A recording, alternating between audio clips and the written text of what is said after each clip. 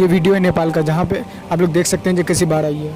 और ये जो बिल्डिंग है ये चाइना और नेपाल के बॉर्डर, जहाँ पे बहुत सारे लोग थे वहाँ पे, जहाँ पे देखें बाढ़ जैसी आई, बाढ़ क्या आई पूरे उसको डुबा गई। तो यहाँ पे बहुत सारे लोग अभी तक लापता हैं। और भी रीजनल और जो इलाके हैं नेपाल में वहाँ पे भी आई है। जैसे ये इलाका है जहाँ पे ये देख सकते हैं ये बिल्डिंग कैसे पूरी इतनी बड़ी बिल्डिंग पूरे ज़मीन में मिल गई है, देख सकते हैं। लेकिन पूरी धंस गई पूरी।